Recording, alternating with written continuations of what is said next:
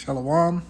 I want to give all praises to Yahweh, Bahasham, Yahweh Shai, Bahasham, Rikakadash, and double honors to the elder apostles at Great Millstone for bringing out this truth.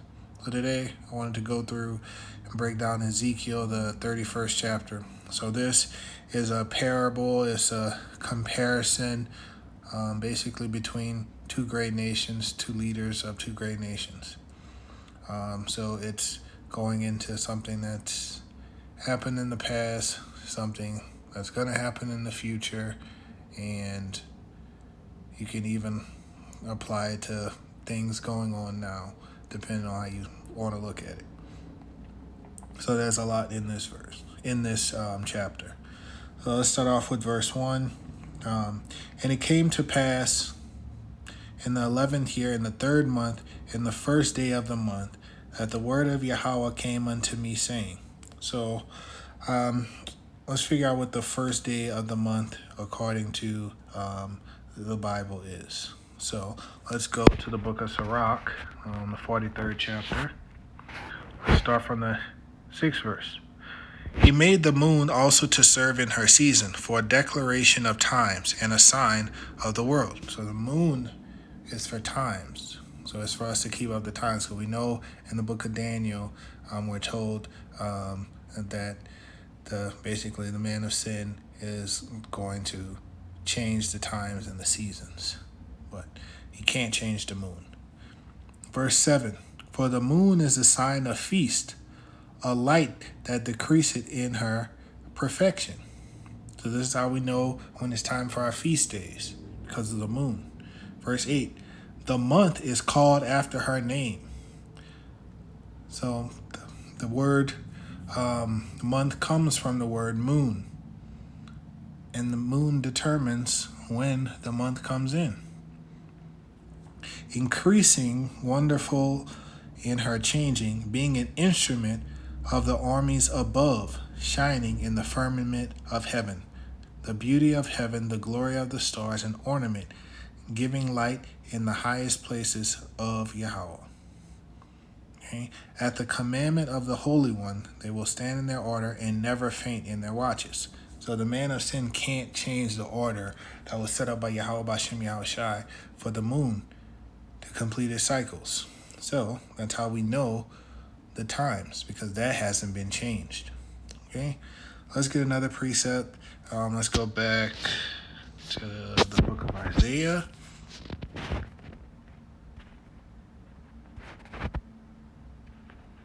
Let's go to the 66th chapter and the 23rd verse.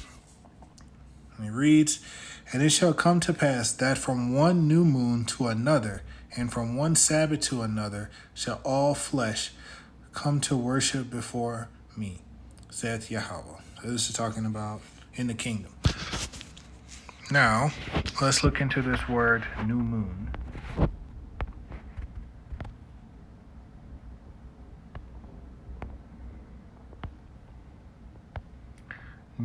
The new moon, monthly, the 1st day of the month. This is how we know that the new moon dictates when the 1st day of the month is. So whenever you see the new moon in the sky, that's a new month. That's the 1st day of the month. That's what the scriptures tell us. So let's get another witness from Psalms. Let's go to the 81st chapter and go down to the 3rd verse. It says, blow up the trumpet in the new moon, in the time appointed on our Solemn feast day. So let's look at new moon again. See if it says the same thing. It does. The 1st day of the month. That's how we know when the 1st day of the month is. Okay. Let's get another example from 1 Samuel. Let's go down to the 20th chapter and the 24th verse. So David hid himself in the field, and when the new moon was come, the king sat him down to eat meat. Okay, so the new moon. So it's telling us the 1st day. And how can we prove that? Let's look at the 27th verse. And it came to pass on the morrow, which was the 2nd day of the month. So that's giving it away that the new moon is the first day of the month, because it says on the morrow, which is talking about the next day, was the second day of the month. That's David's place was empty, and Saul said unto Jonathan his son, Wherefore come not the son of Jesse to meet, neither yesterday nor today. All right. Let's get one more precept from Leviticus, the 23rd chapter. And let's go down to the 32nd verse.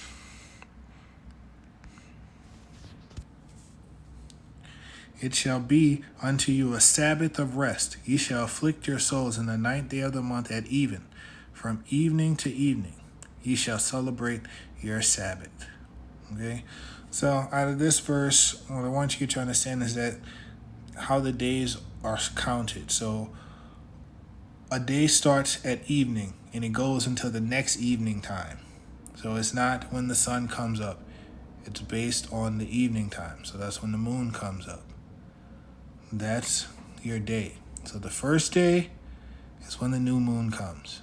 And the day starts at evening time when the moon comes up. Right? Let's get back to Ezekiel. 31st chapter and 2nd verse. Son of man, speak unto Pharaoh, king of Egypt, and to his multitude, whom art thou like in thy greatness? Okay, so remember this is a parable. So he's about to compare Pharaoh, king of Egypt, to someone else. Okay, so first let's figure out who Pharaoh, king of Egypt is. So we know, we should know through the scriptures that a lot of the prophecies talking about Egypt, they're not talking about the Egypt where we went into during that first captivity. They're talking about the last captivity, that Egypt, that spiritual Egypt. So let's get a precept from Deuteronomy, the 28th chapter and the 68th verse. And Yahweh shall bring thee into Egypt again with ships. By the way thereof I speak unto thee. Thou shalt see it no more again. And there ye shall be sold unto your enemies for bondmen and bondwomen, and no man shall buy you. So we know that the Israelites did not go into slavery in the Egypt that they could have just walked right into on slave ships. They went into captivity on slave ships into this new spiritual Egypt, which is modern day America, aka Babylon the Great. Okay? So let's get a precept from the book of Revelations. Let's go to the 11th chapter. Start at the 7th verse. And when they shall have finished their testimony, the beast that ascended out of the bottomless pit, going into Esau, Edom's empire, descending out of Europe, which is the bottomless pit, shall make war against them, and shall overcome them and kill them. And their dead bodies shall lie in the street of the great city, which is spiritually called Sodom and Egypt, where also Yahushua, our master, was crucified. So this is talking again about America. Why is it called Sodom? The alphabet soup going on here is insane at a crazy level. And why is this Egypt? Because they practice the same things the Egyptians practiced, the same spiritual wickedness, and we were enslaved here. Okay? So let's get back to the book of Ezekiel. Okay, and then it says, speak unto Pharaoh, the king of Egypt. So it's talking about the leader of Egypt. So just like in Ezekiel, the 38th chapter,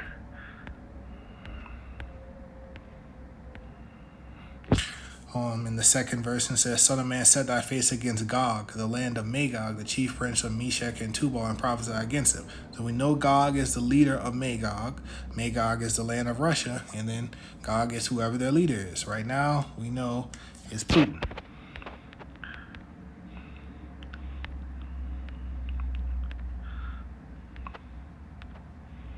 So Egypt is America, and Pharaoh is whoever the leader of Egypt is. All right. Now it says, whom art thou like in thy greatness? So this is the comparison. This is the parable here to understand. Behold, the Assyrian was a cedar in Lebanon with fair branches, and with a shadowing shroud, and of high stature, and his top was among the thick boughs. Okay, so who's the Assyrian going into that cedar in Lebanon? The Assyrian was going into a specific tree in the garden, and trees go into nation. This was talking about Adam, or the Adamites, because it was a group of people. It wasn't just one person. Okay, and let's get some precepts to get some understanding. Let's go to the book of Psalms, the 92nd chapter. Let's go down to the 12th verse. The righteous shall flourish like the palm tree. He shall grow like a cedar in Lebanon. Okay.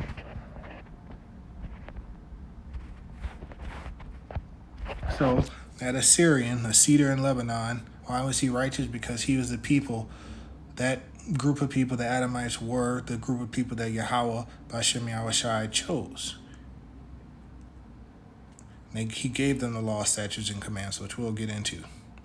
Okay, so behold, the Assyrian was a cedar in Lebanon with fair branches and with a shadowing shroud, and of high stature, and his top was among the thick boughs. Okay, so tall in stature. Okay, what is that talking about? That could be talking about physical, and that could be talking about how prosperous he was. It's saying he was the top nation, he was the best, the creme de la creme, the top. Okay, but let's get some precepts. So first, let's go to Ezekiel, the 17th chapter. I'll go down to the 22nd verse. Thus saith Yahweh power, I will also take the highest branch of the high cedar and will set it. I will crop off the top of his young twigs, a tender one, and I will plant it upon a high mountain and emit. In the mountain of the height of Israel I will plant it, and I shall bring forth boughs and bear fruit, and be a goodly cedar, and under it shall dwell all fowl of every wing. In the shadow of the branches thereof shall they dwell. So, this is going into the same tree, because the Adamites eventually became the Israelites. But in this verse right here, that tender young one is talking about Yahushai. He's going to take Yahushai because he's going to be our leader on top of the mountain, okay?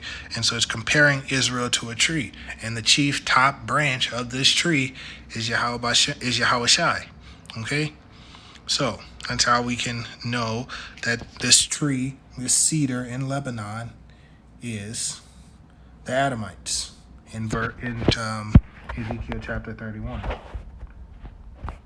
Okay. Now, let's get another precept going into the physical stature. Let's go to the Apocrypha. Let's go to 2nd Ezra, chapter 5.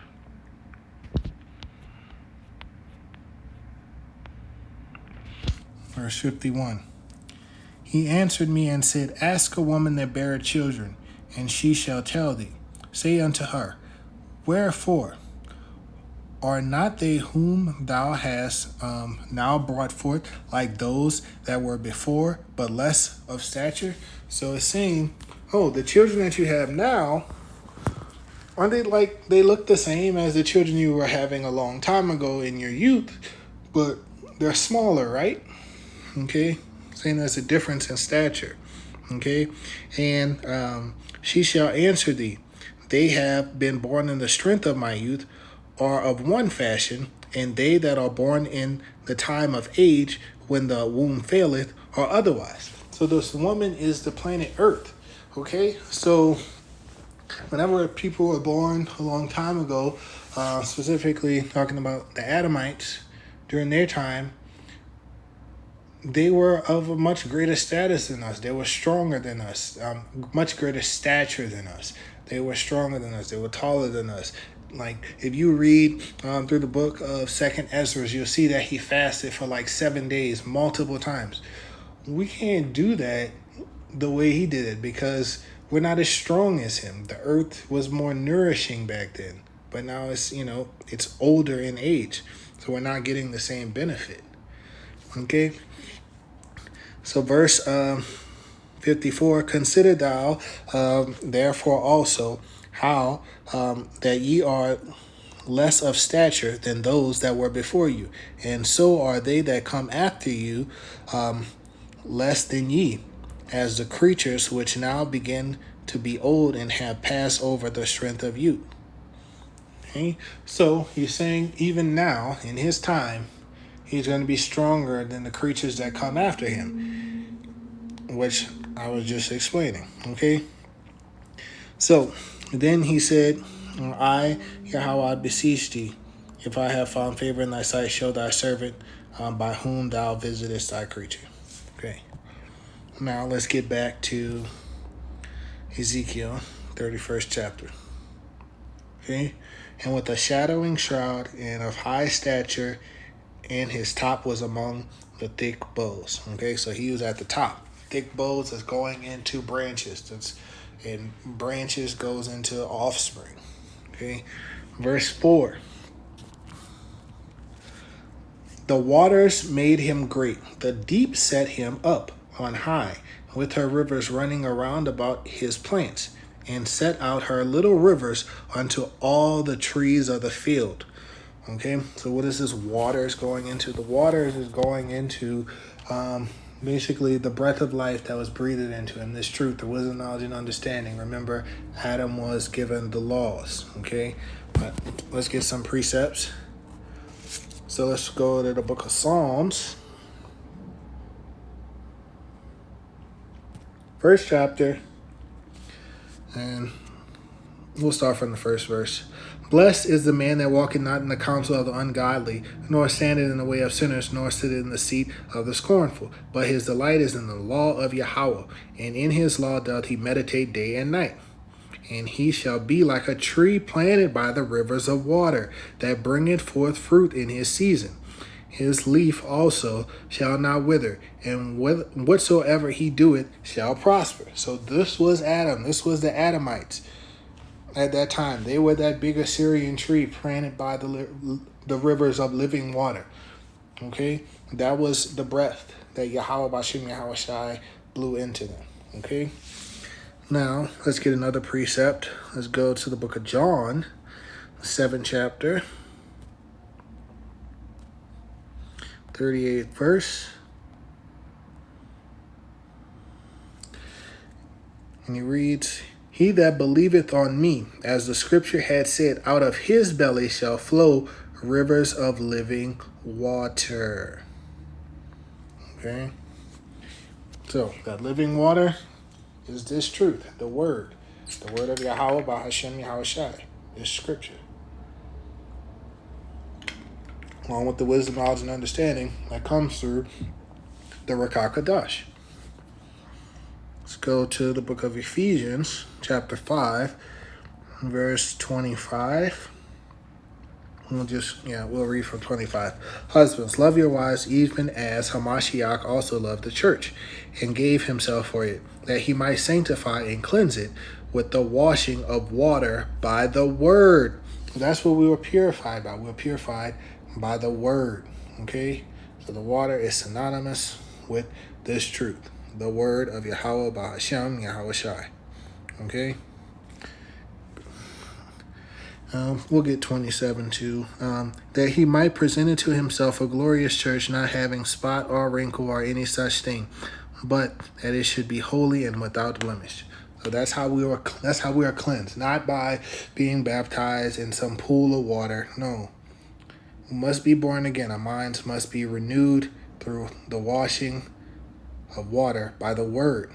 So the word is this water, this truth. Okay, and that's what Adam had. Okay, so now let's go to Genesis and see when he got it. Let's go Genesis chapter 2, verse 7. And Yahweh power formed man of the dust of the ground. Okay, and we know dust goes into confusion. Okay, so he was born and he wasn't in the state where he was spiritually alive. He was physically alive, though. And breathed into his nostrils the breath of life, and man became a living soul. Okay? So that breath of life, the Rakah Kodash, that's what he breathed into Adam. Okay? And that's when Adam really became alive. Okay? So let's go back to the Apocrypha and get some precepts. So let's start off with Wisdom of Solomon. We'll go with chapter 9, verse 17. And thy counsel, who hath known it, except thou give wisdom and send thy Holy Spirit from above? Okay? 4. So the ways of them which liveth on the earth were reformed, and men were taught the things that are pleasing unto thee, and were saved through wisdom. So Adam had that wisdom, knowledge, and understanding because the breath of Yahweh Bashem Yahweh Shai was upon him. That's how he understood. Okay, he had that understanding. Let's get some more precepts to confirm. Let's go to Wisdom of Solomon, chapter 7, verse 7. And it reads, Wherefore I prayed, and understanding was given me. I called upon Yahweh, and the spirit of wisdom came to me. Okay, so he was given understanding as he received the spirit of wisdom, which is the breath of Yahweh Bashem Yahweh Shai. Okay, let's go down to the 24th verse. It said, For wisdom is more moving than any motion. She passeth and goeth through all things by reason of her pureness. For she, who is she? Wisdom.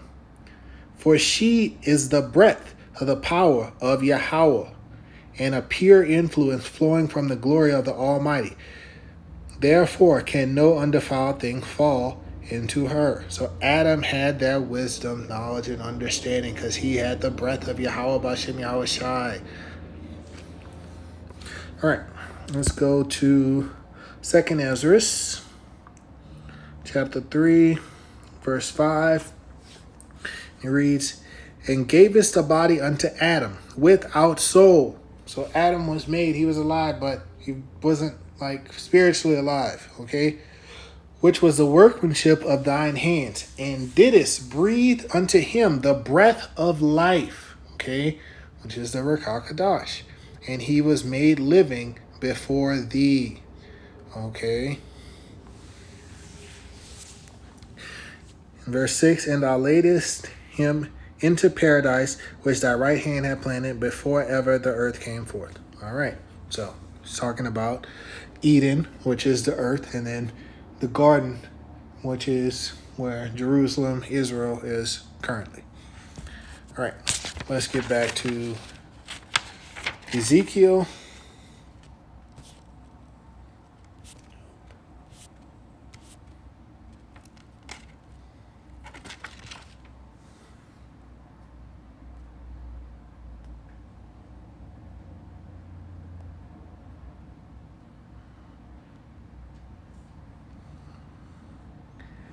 All right, so we're at the 4th verse. And the waters made him great, so we understand what that water is.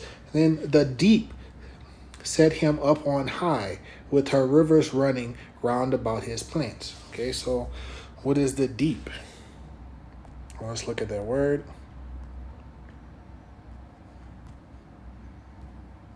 Oops.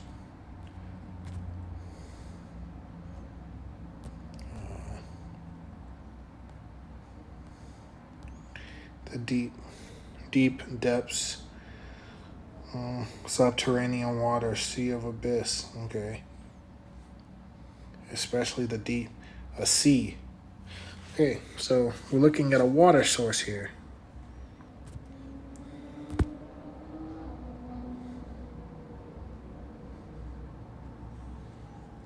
All right, and from that water source, the deep set him up on high. So that water source going back into waters, which we just read. So he had an abundant source of wisdom, knowledge, and understanding. And that set him up on high. So that's why he was above everyone else. With her rivers running round about his plants, and set out her little rivers unto all the trees of the field. Let's go to Genesis chapter 1, verse 2. And the earth was without form and void, and darkness was upon the face of the deep, which is going into the waters, the seas, okay? And the Spirit of Yahweh moved upon the face of the waters, right? Let's go to Genesis chapter 7, verse 11. And it reads, in the 600th year of Noah's life, in the second month, the 17th day of the month, the same day were all the fountains of the deep broken up, and the windows of heaven were opened. Okay? So the fountains of the great deep, a water source. Okay? So Adam had a giant source of wisdom, knowledge, and understanding that came from Yahweh Bashem Yahweh Shai, or I should say the Adamites had it. Okay? Now, let's get back to Ezekiel.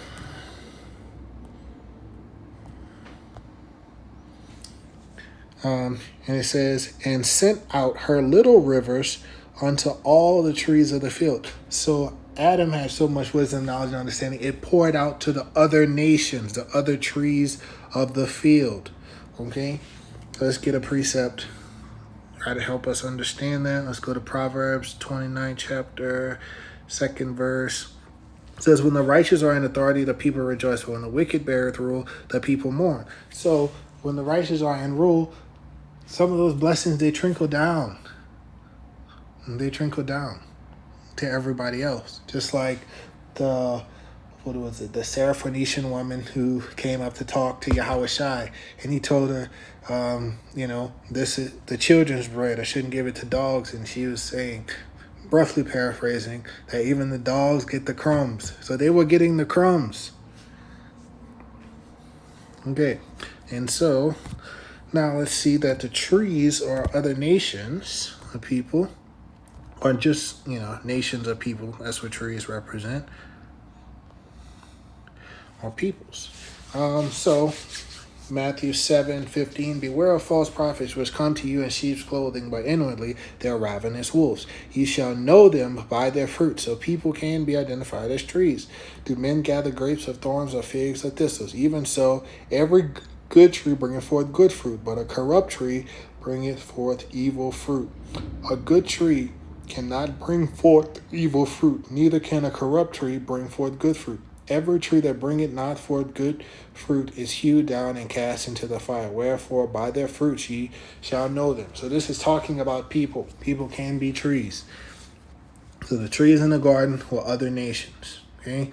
And then the field is the earth.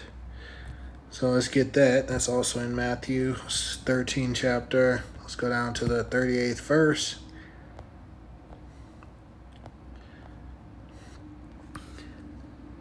So this is an explanation of the tares. In verse 38 reads, the field is the world, the good seed are the children of the kingdom, but the tares are the children of the wicked one. Okay, so the field is the world, planet Earth. Good seed are the children of the kingdom. Okay, and the current parable that we're reading right now will be the Adamites, who basically through reincarnation are now whom? The Israelites. Okay, but the tares are the children of the wicked. Who are the children of the wicked in this parable? They would be the serpent. They would be the other nations. They were the serpent in the garden. Who are they now? Esau, Edom. Okay, let's go to Ezekiel and continue.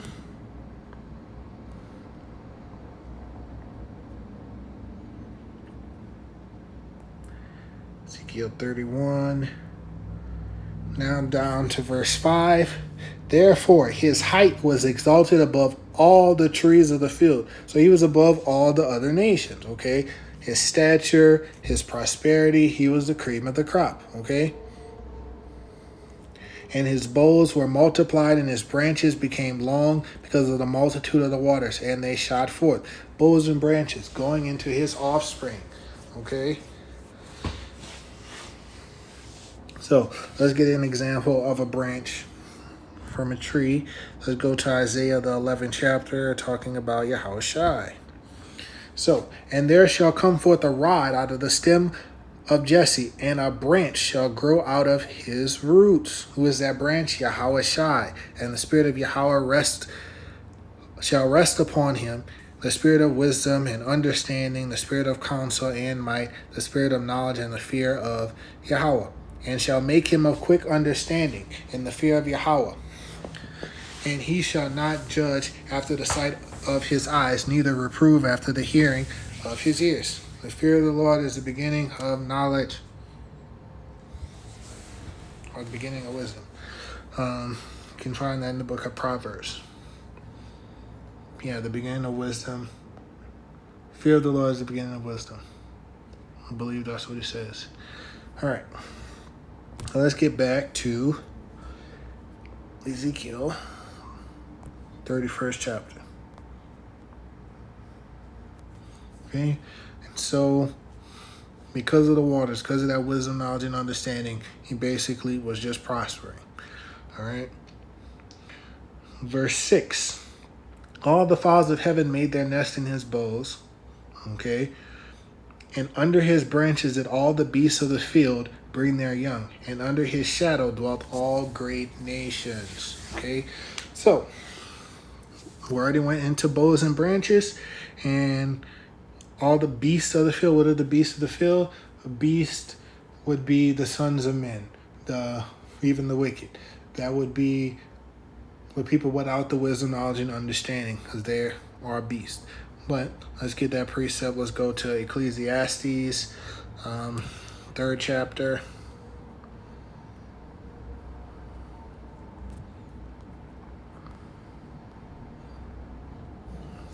'18th verse. I said in my heart concerning the state of the sons of men, that Yahweh might manifest them, and that they might see that they themselves are beasts. Okay? So it's basically just referring to the other nations when he's talking about beasts. Shall bring forth the beasts of the field, so the beasts of the earth. Not talking about regular animals, but talking about the other nations. Under his shadow dwelt all great nations. So it's compared to all these other nations to beasts and to trees. And we know that they were under the shadow of Adam, or the Adamites, okay? And so what does shadow stand for? So shadow is going into protection.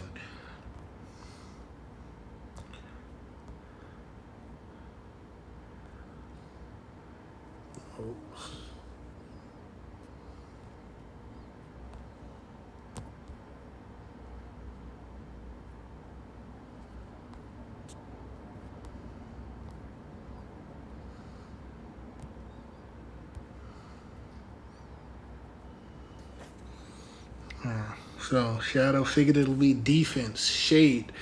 Let's get a precept on that. Let's go to one of my favorite Psalms, Psalms 91. He that dwelleth in the secret place of the Most High shall abide under the shadow of the Almighty. So, protection. That's what shadow is going into.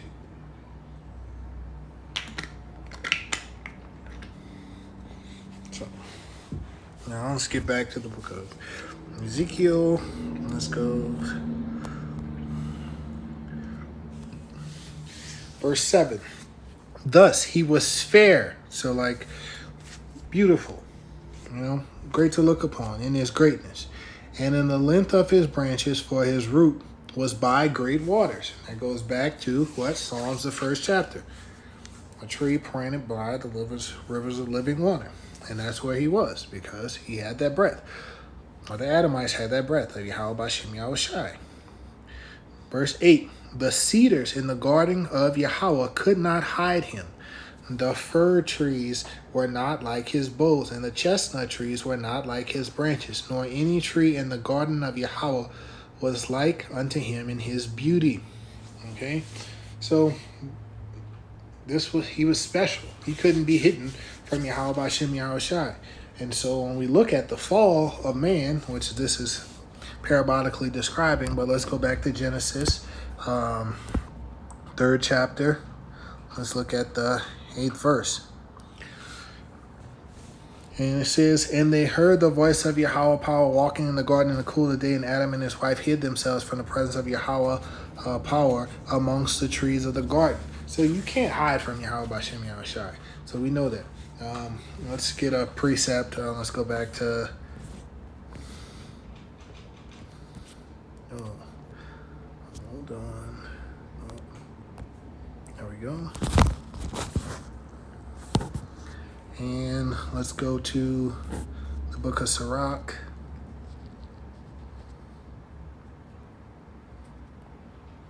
23rd chapter, 19th verse. Such a man only fears the eyes of men, and knoweth not that the eyes of Yahweh are 10,000 times brighter than the sun, beholding all the ways of men, and considering the most secret parts. So, you can't hide from Yahweh by Shem Yahushai. That's not possible. But the Adamites, they tried it. But they couldn't. So we read in the parable that he couldn't be hidden amongst the other trees of the garden. He was set apart from them. He was different. He was special. Okay, now let's get back to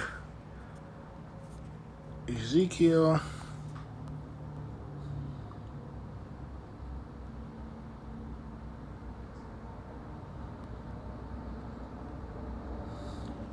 Verse 9, I have made him fair by the multitude of his branches, so that all the trees of Eden that were in the garden envied him. Again, he was pretty. His branches, they were great. And all the other trees envied him. So how could a tree envy another tree? A physical tree can't do that. It's talking about nations. Okay? Trees don't really have emotions. Unless you talk to one of these tree-hugging people, then trees cry and all of that stuff too. It says envy, to be jealous, envious, be zealous. Okay? Zealous, jealous, envious, moved to provoke, to jealousy, zealous. Okay.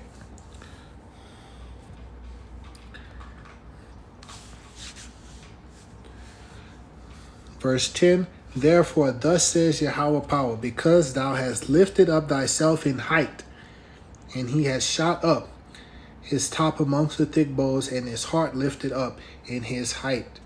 Okay? So what does it mean to lift yourself up in height? Pride. Okay, to exalt yourself, to be haughty. And we both know, or we should know, that pride coming before a fall. Well, let's get that precept.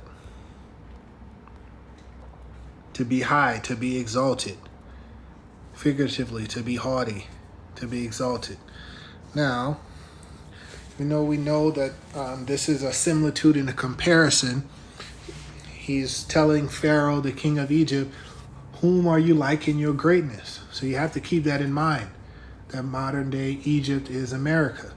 And you can't tell me that America isn't a very prideful country.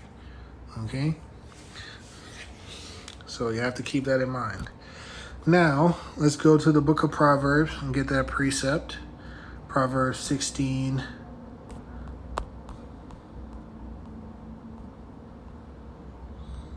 Verse 18. Pride goeth before destruction, and a haughty spirit before a fall. Babal, we know that Babylon the Great is going to fall. Very prideful. It's prophetic. There's no way around it. Let's go to Obadiah chapter 1, verse 3. The pride of thine heart hath deceived thee, that thou dwellest in the clefts of the rock, whose habitation is high. That said in his heart, who shall bring me down to the ground? Yahweh Bashem Yahushai, that's who. Okay? Now, let's get another precept from the book of Ezekiel. Let's go to chapter 17 again, down to the 24th verse. It says, all the trees of the field shall know that I, Yahweh, has brought down the high tree. Who's the high tree today? Esau, Edom. Okay? And have exalted the low tree. Who's the low tree? Israel is the low tree. Okay? Have dried up the green tree and have made the dry tree to flourish. I, Yahweh, have spoken and have done it. The green tree, again, Esau, Edom. The dry tree, that's going into being spiritually dead. That's going basically, it's like Ezekiel, the 37th chapter, the dry bones, okay? Until the breath of life came into them and then they flourished, okay? So Yahweh Bashem Yahushai is going to raise Israel back up. All right, now let's get back to Ezekiel 31. Verse 11, I have therefore delivered him into the hand of the mighty one of the heathen. He shall surely deal with him. I have driven him out for his wickedness. So this is talking about, parabolically, kicking out the Adamites out of the garden. Okay? So who would the mighty one of the heathen be? Esau, Edom. Okay? This day and time, if we're looking at the similitude right now, because remember, this is parabolic. He is talking to Pharaoh, the king of Egypt. So Egypt would be America, okay? And so the mighty one of the heathen in that storyline would be Magog, Gog and Magog, Russia, okay? That's how he's going to use them, okay? It says, he shall surely deal with him. I have driven him out for his wickedness, okay? Verse 12, and the strangers, the terrible of the nations, have cut him off and have left him upon the mountains. In all the valleys his branches are fallen, and his boughs are broken by all the rivers of the land. And all the people of the earth are gone down from his shadow and have left him. Okay? So the strangers, the terribles of the nations have cut him off. Okay? All right. So that's going into the other nations, basically. But we can get a precept to get a better understanding in Psalms 83. So keep thou not silence, O power. Hold not thy peace, and be not still, O power. For lo, thine enemies make a tumult, and they that hate thee have lifted up the head. They have taken crafty counsel against thy people, and consulted against thy hindered ones. They said, come, let us cut them off from being a nation, that the name of Yasharallah may be no more in remembrance. So you have to remember that things that were before, they're going to come again. So it's just, a lot of these things are just parabolic. So you can look at the first chapter of Ecclesiastes. You require that which is past, okay? So these other nations, especially Esau, Edom, they ended up taking down the Adamites, and they came again, they took down the Israelites, okay? Same story. Just new faces, but the same spirits.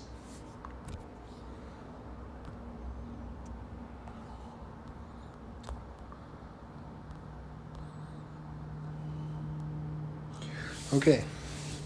I've cut him off, and have left him upon the mountains and all the valleys. His branches are broken and fallen. Okay, so all of these different governments, these different power systems, we fell. And they fell just like the Israelites fell. And his bows are broken by all the rivers of the land.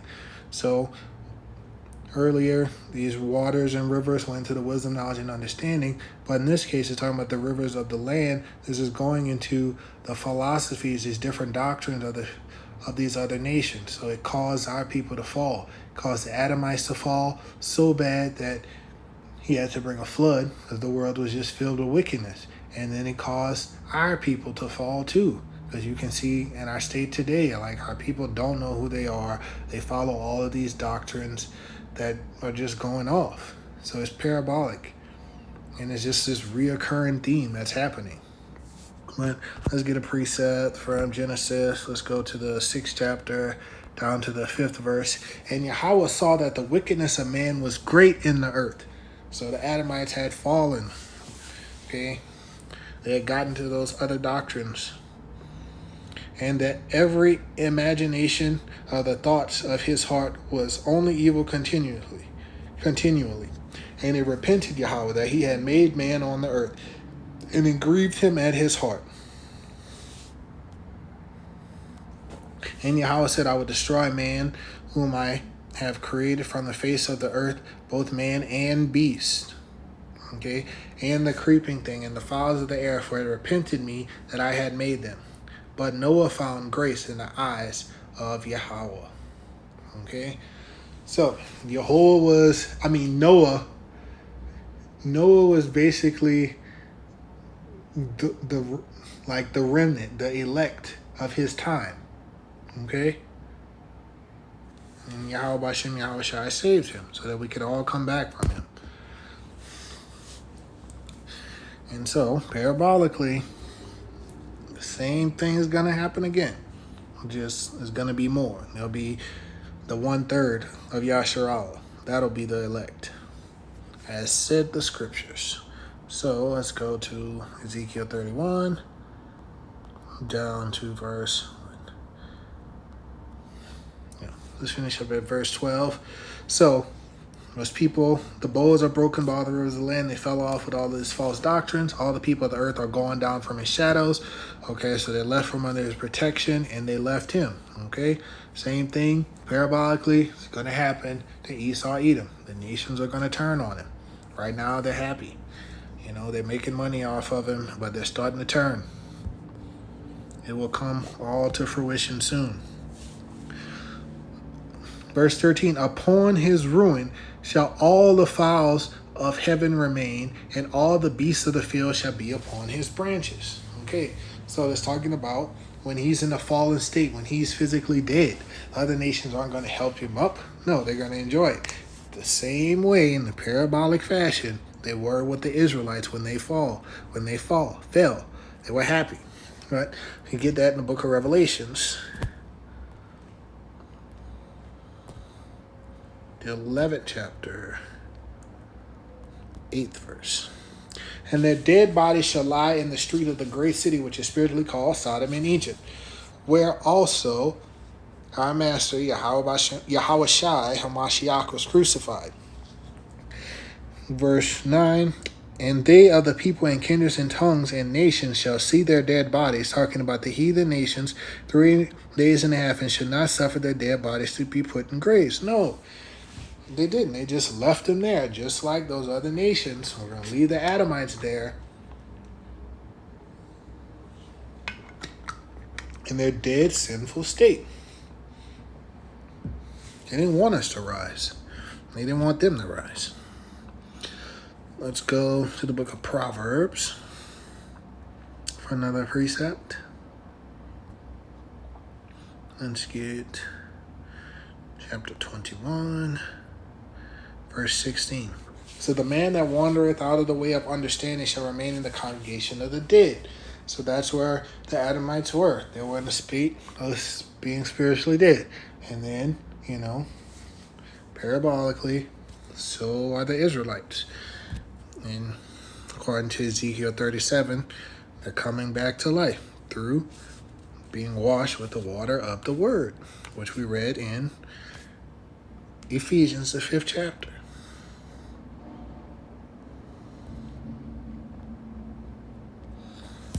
All right. Verse 14. To the end that none of all the trees by the waters exalt themselves for their height, neither shoot up their top among the thick boughs, neither their trees stand up in their height, all that drink water, for they all are delivered unto death, to the nether parts of the earth, in the midst of the children of men, with them that go down to the pit. So this is basically saying, don't get too haughty, you other nations, because Adam fell, but that means you go die too. Like that's not a good thing. You might be like, oh yes, we're the leader now. No, Adam fell, so you go fall. A good version to read this in is the NLT. So when it says, let the tree of no other nation proudly exalt itself in its prosperity, though it be higher than the clouds and it be watered from the depths.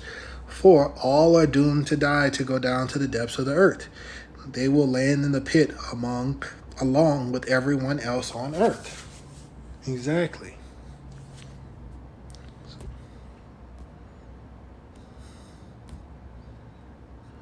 All right. So let's get a precept. Let's go to 2nd Ezra, chapter 7.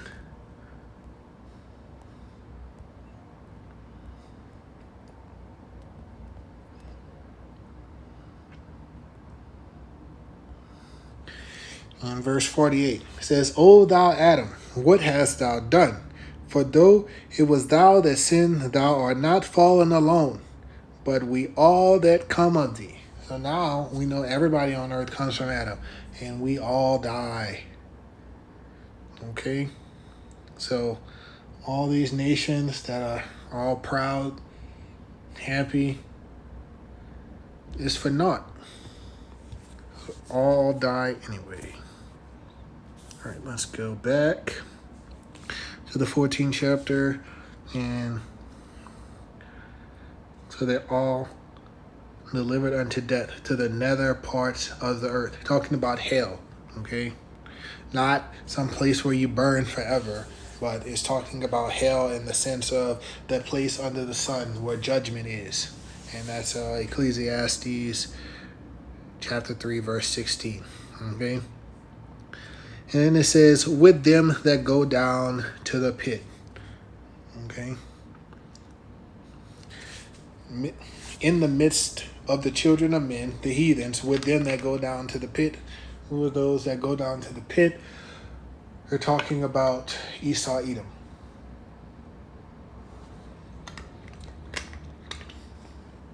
Because remember what he told the serpent in the garden. Told them, let's go back to Genesis chapter 3, verse 14. And Yahweh said unto the serpent, because thou hast done this, thou art cursed above all cattle and above every beast of the field. Okay? Upon thy belly shalt thou go, and dust shalt thou eat all the days of thy life. So the serpent ate the dust, and dust is confusion. So it's put in a state of confusion. Okay? And you can see that state of confusion continue today through Esau, Edom.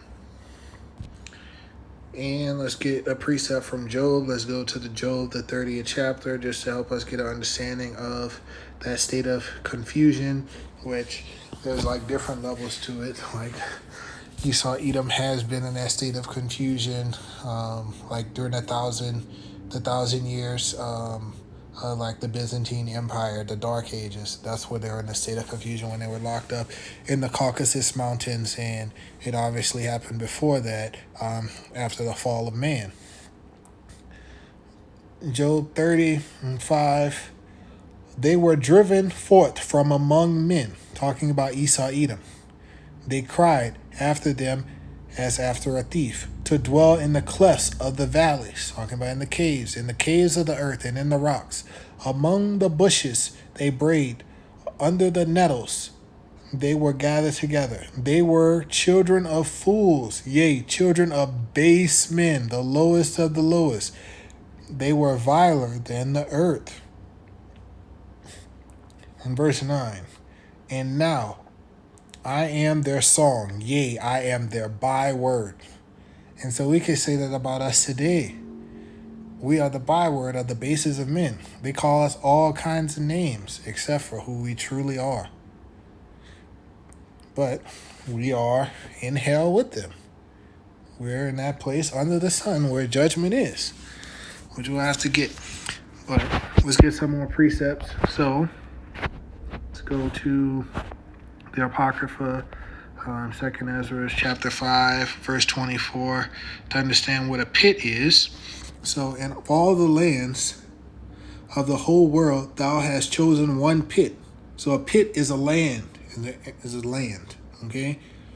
And of all the flowers thereof, one lily, okay? So another example of the pit is if we go to the book of Revelations, chapter 20, verse 1. And I saw an angel come down from heaven, having the key of the bottomless pit and a great chain in his hand. Who's the angel? Yahweh Shai. He came down. He had the keys of the bottomless pit that goes into Europe, because that's where the Edomites were. They stole it from the Japhetic nations, because remember, Esau, Edom comes from the nation of Shem. So Bottomless pit is Europe, and it's called bottomless because they lack minimal resources there. It's just a land devoid of resources. So they steal it from other places because they're thieves. The devil comes to steal, kill, and destroy. All right, let's get back to Ezekiel and get back on track.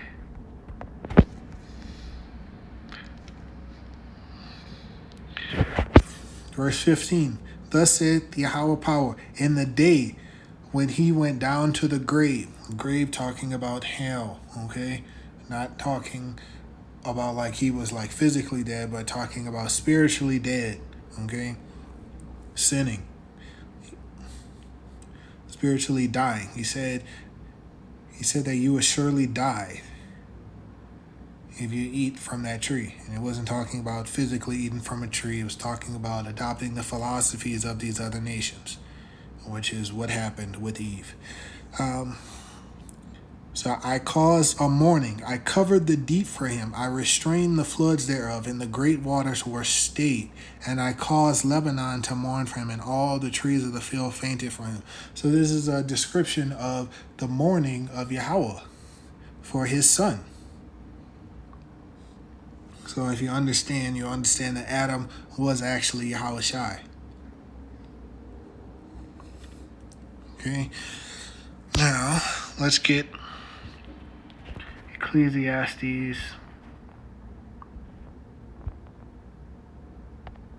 chapter 3, verse 16. And moreover, I saw under the sun the place of judgment, that wickedness was there, and the place of righteousness, that iniquity was there. Okay, so this is talking about earth. This is where judgment is. This is where hell is. Okay, there's a concept, reincarnation. It's in the scriptures.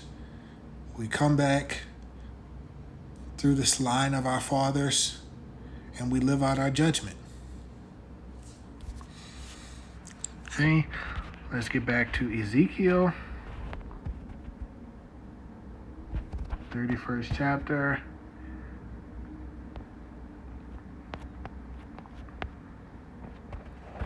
It says, I made the nations to shake at the sound of his fall. Okay.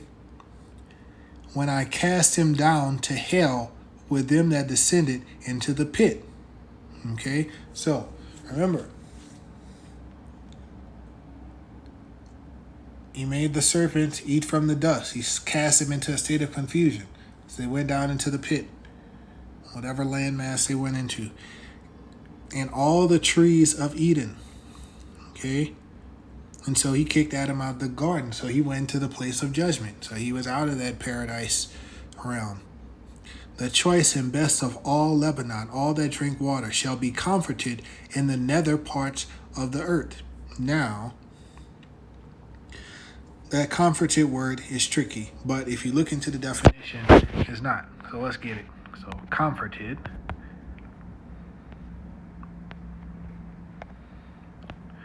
So when you read this, to be sorry, console oneself, repent, regret.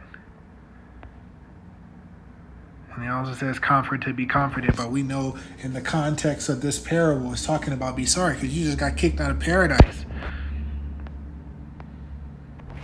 Okay, and the Strong's definition implying to be sorry, pity, console, to rue. Let's look up rue. To bitterly regret. In the context of that makes sense.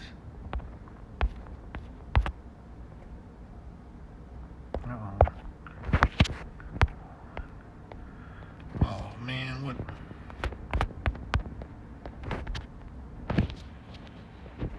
Sorry, yeah, my app was tripping. All right, so they bitterly regretted what had happened. They were sorry, and I'm sure anybody would be if you got kicked out of paradise.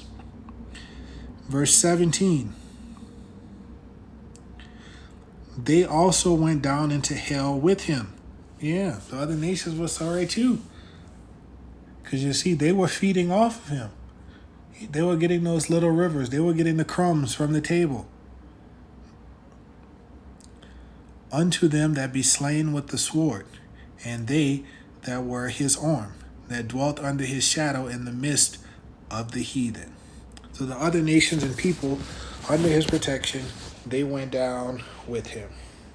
Okay? Unto them that be slain with the sword. All right? And so now you can look at this in the parabolic nature, talking right now. Esau, Edom is going to fall. They're going to be slain with the sword, the modern day sword. The big one is going to be these ICBM missiles. Okay? Now, verse 18. To whom art thou thus like in glory and in greatness among the trees of Eden? So now back to talking about just Pharaoh, because he's comparing him. He was comparing him to that great tree in the Garden of Eden, the Assyrian. Yet shalt thou be brought down with the trees of Eden unto the nether parts of the earth. So he's talking about, hey, you're going to be brought down into hell just like, those trees in the garden. You're going to be brought down with them. So the other nations, they're all going down because somebody's coming back to put down all rule and authority on this planet and establish his kingdom. And that's going to be Yahweh Shai.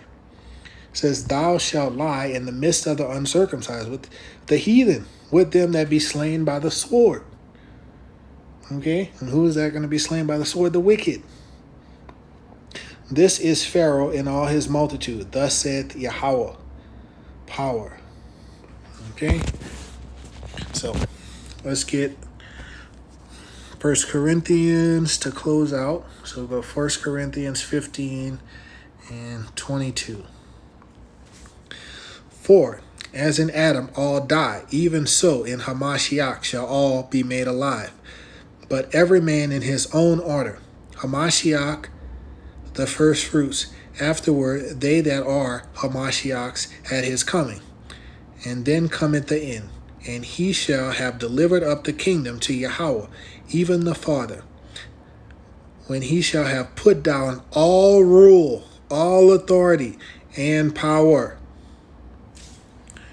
For he must reign till he hath put all enemies under his feet. The last enemy that shall be destroyed is death. So Yahweh Bashem Yahweh Shai is coming back to put down all rule, power, and authority. Everything's going to be under his feet. So I hope this lesson was edifying and educational. Until next time, Shalom.